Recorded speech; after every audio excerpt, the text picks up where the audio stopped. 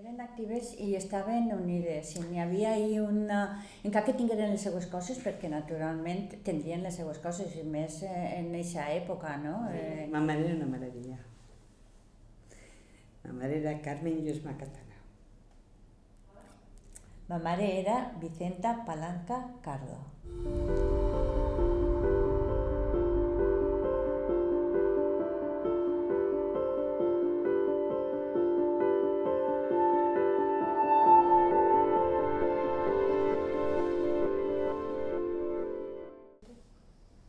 Mon pare pues, sí que volia que se quedara en casa, claro, nosotros es que tenía que cuidarnos algo. Entonces, mon pare pues anava en un carro, anava a les fàbriques de atabons, i ell és el que treballava, però bueno, en un sueldo soles i en 3 fills pues, també estava la cosa mal. Ma mare jo recordo que menjàvem un viatge a la setmana carn, perquè és que no n'hi havia. També hi havia famílies que tenien un poder més adquisitiu, entonces pues sí que menjaven, però la majoria del poble...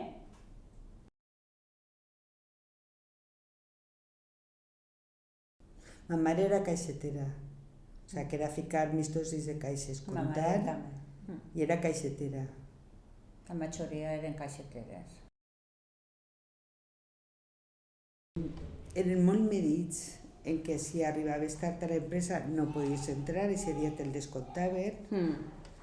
Quan anaves al quarto de bany estaven mirant si estaves 5 o 10 minuts, pagar ara i dir-te ho anem a descomptar.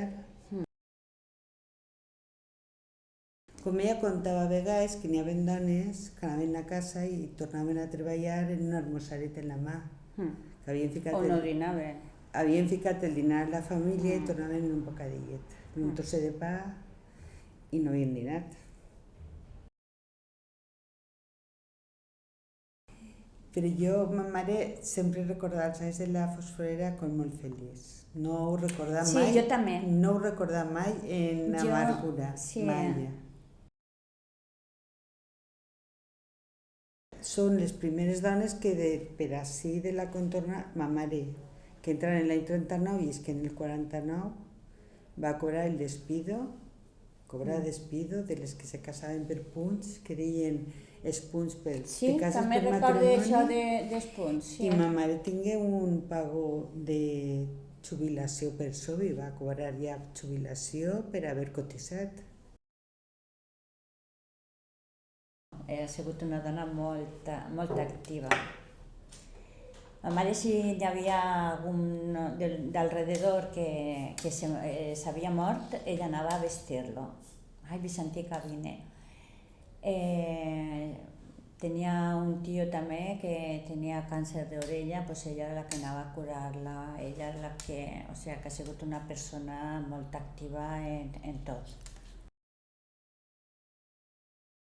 Busqués treballs en els quals tu pogués combinar-ho en la casa, en els fills i en això. Jo me fiqué a netejar, anar a una empresa de neteja i quan ja vas poder, que és que era entonces, però és que avui en dia, per lo menos a la meva època, passava igual. Si tenies fills, tenías que quedarte en casa, entonces en un sueldo a soles era poc, després ja te busques algo que pugues tu el aportar algo i el poder eixir un poquet en estos, si tens molts de família. Entonces te combines, pues anar a netejar, anar lo que siga, però que pugues passar el mes i que no vinga al mitjà de mes i que no tingues res. Que sempre anar en sensibilitat als demés i ja està.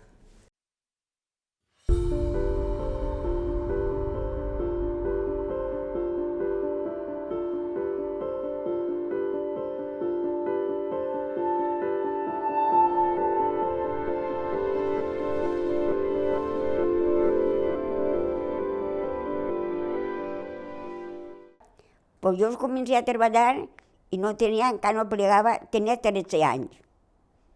I ma mare anava a fer feines al metge del poble, de Silfara. I vaig un dia anar jo a veure a ma mare i li dic, senyoret, que la ma mare em deia, que descarada eres, filla. Jo dic, vostè no me buscaria feina? I me fa donar a mi el que era el metge. Va, xiqueta, però tu vols treballar? Dic, jo sí, senyora. Quina edat tens? Dic, 13 anys.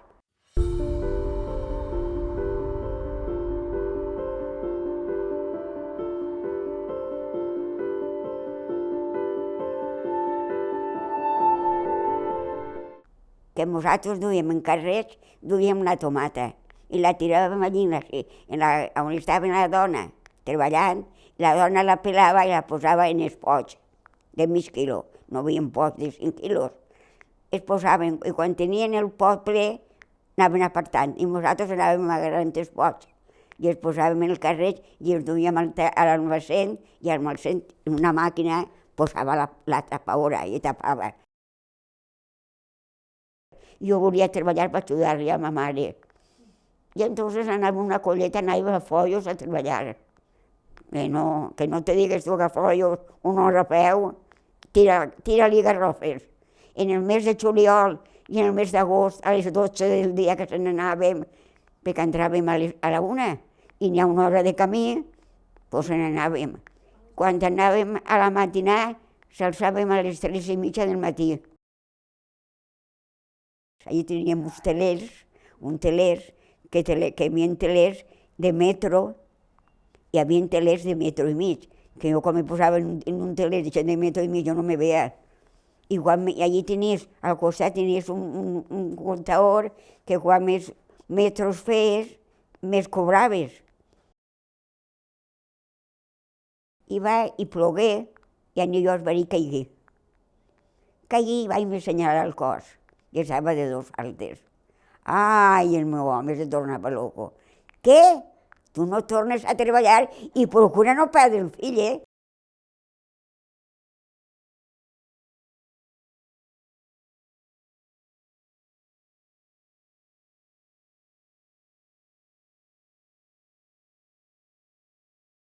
I entonces quan me digueren, quan no tens 10 anys cotitzades, no puc cobrar la jubilació. Ai, disgust més gran que era jo. Tota la vida treballant, des dels 13 anys.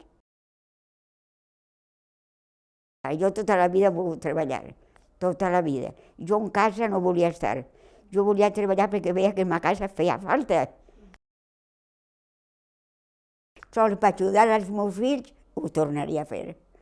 I ja patit molt bé, fam i misèria, tot. Ho tornaria a fer. Si fos per salvar els meus fills i donar-los als meus fills una cosa millor, ho tornaria a fer demà.